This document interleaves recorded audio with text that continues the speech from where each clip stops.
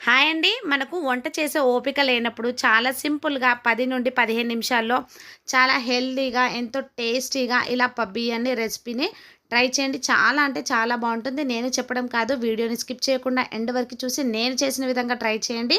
అసలు ఒకటికి 2 సార్లు దీన్నే చేసుకొని తినాలనిపిస్తుంది. అంత టేస్టీగా ఉంటుంది.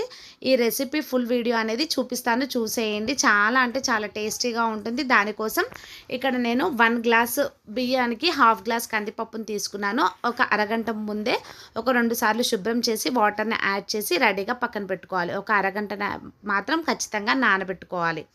తర్వాత ఇప్పుడు ప్రెషర్ కుక్కర్‌లో నేనైతే ఈ రెసిపీని చేస్తున్నాను కాబట్టి ప్రెషర్ కుక్కర్ తీసుకొని అందులో ఒక 2 టేబుల్ స్పూన్ల ఆయిల్ వేసుకోండి.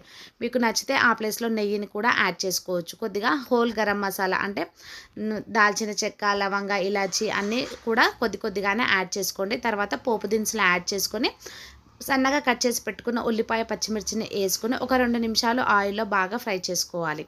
ఇలా బాగా ఫ్రై చేసుకున్న తర్వాత ఒక మీడియం సైజ్ ఆలూను చిన్న క్యూబ్స్ లాగా కట్ చేసుకోండి. అలాగే ఒక టమాటోని మాత్రం మర్చిపోకండి అస్సలు.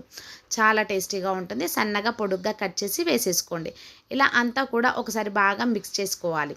తర్వాత కొద్దిగా పసుపు, అలాగే రుచికి సరిపడా సాల్ట్, అల్లం వెల్లుల్లి పేస్టు, కొద్దిగా కొత్తిమీర అన్నీ కూడా వేసేసుకొని బాగా ఒకసారి మిక్స్ చేయాలి. ముక్కలన్నీ కూడా మనం సాల్ట్ వేయడం వల్ల త్వరగా మగ్గుతాయి.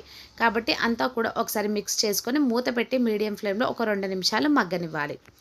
ఒక 2 నిమిషాల తర్వాత మూత తెరిచి చూస్తే ముక్కలన్నీ కూడా 50% వరకు మగ్గిపోతాయి.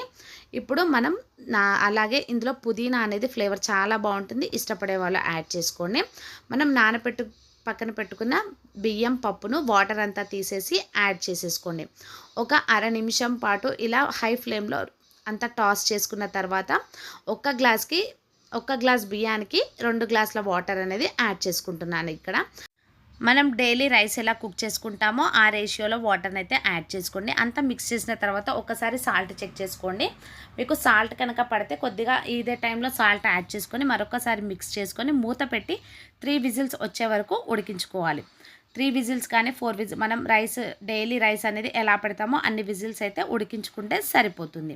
తర్వాత మనకు విజిల్లో ఉన్న గాలంతా కూడా వెళ్ళిపోయిన తర్వాత కుక్కర్ మూత తెరిచి చూస్తే చూడండి ఎంతో టేస్టీగా మనకు చాలా సింపుల్గా 10 అంటే 10 నిమిషాల్లో మనము హెల్తీగా ఇలా బిర్యానీ రెసిపీని చాలా సింపుల్గా చేసేసుకోవచ్చు. మనకు ఓపిక లేనప్పుడు లేదా కర్రీస్ తిని బోర్ అనిపించినప్పుడు ఇలా ఏదైనా స్పైసీగా కొద్దిగా టేస్టీగా మసాలా లాగా తినాలనిపిస్తే అప్పటికప్పుడు ఇలా ఒక్కసారి చేసి తినేయండి. చాలా టేస్టీగా ఉంటుంది. దీనికి కొద్దిగా లెమను, ఆనియన్ తీసుకోండి. కర్డ్‌తో సర్వ్ చేసుకున్న చాలా టేస్టీగా ఉంటుంది. మేమైతే ఉల్లిపాయ అలాగే లెమన్ కర్డ్‌తో దీనైతే తీసుకుంటాము. చాలా టేస్టీగా ఉంటుంది. నేను చెప్పడం కాదు, ఇది తెలంగాణలో చాలామంది ట్రై చేస్తారు. ఎందుకంటే మనము ఒక్కోసారి ఇంట్లో వెజిటేబుల్స్ లేనప్పుడు కానీ అప్పటికప్పుడు 10 నిమిషాల్లో ఏదైనా ప్రిపేర్ చేయాలనుకున్నప్పుడు కానీ ఇలా చేసుకుంటే చాలా టేస్టీగా ఉంటుంది. అందరూ కూడా ఇష్టంగా తింటారు.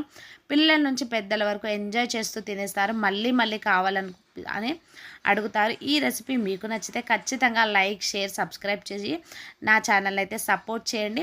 ప్లీజ్ ఫ్రెండ్స్, మీరు ఇచ్చే లైక్ వల్ల నా వీడియో అనేది మరి కాస్త మందికి షేర్ అయ్యి యూజ్ అవుతుంది. కాబట్టి వీడియో చేసిన ప్రతి ఒక్కరూ కూడా లైక్ మాత్రం చేయండి. అలాగే మీకు ఇంకేదైనా రెసిపీ కావాలంటే కింద కామెంట్ సెక్షన్లో కామెంట్ చేయండి. మరొక మంచి రెసిపీతో మళ్ళీ కలుద్దాం.